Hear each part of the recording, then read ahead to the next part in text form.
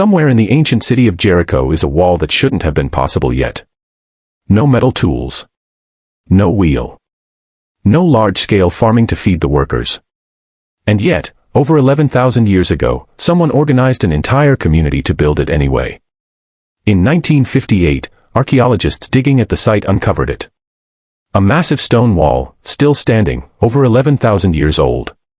Beside it, a stone tower nearly 30 feet tall, with an internal staircase carved directly into the rock. This wasn't a fence. This was a serious, deliberate piece of construction, built by people who technically shouldn't have had the tools, the food surplus, or the organization to pull it off. At first, archaeologists assumed the obvious. This was a wall built to keep enemies out. Ancient warfare, ancient armies, laying siege to an early city. Case closed. Except the timeline doesn't work. This wall predates writing. It predates the wheel. It predates organized armies as we understand them entirely. There's no evidence of large-scale warfare anywhere in the region at that time.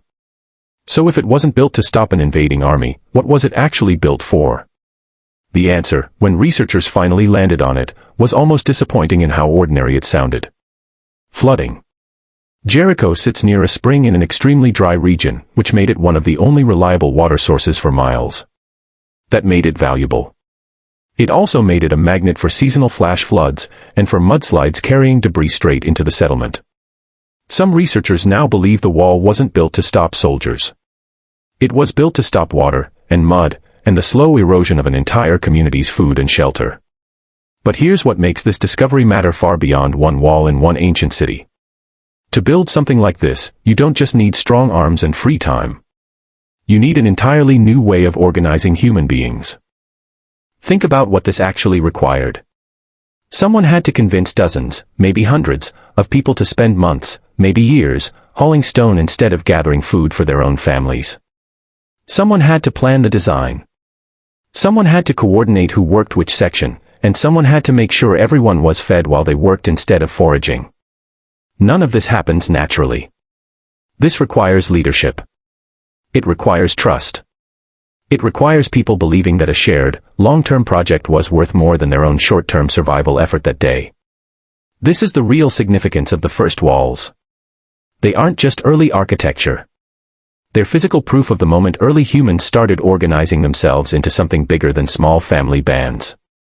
A wall like this is evidence of planning that stretches years into the future, evidence of authority that people were willing to follow, and evidence of a community large enough and stable enough to spare labor on something that wasn't immediate food. And once that kind of organization existed, once people learned that a group could accomplish something no individual or family ever could alone, it didn't stop at walls. The same coordination that stacked those first stones eventually built irrigation systems, and granaries, and eventually, yes, actual fortifications against other humans, once there was finally something worth raiding. Jericho's wall came first. But it opened a door that never closed again. So the next time you see an old stone wall, a castle rampart, a city fortification, understand what you're actually looking at. Not just defense. Not just stone. You're looking at the physical remains of the first time humans figured out how to organize a group large enough, and disciplined enough, to build something none of them would ever have managed alone. The wall came first. Everything we now call civilization came after it.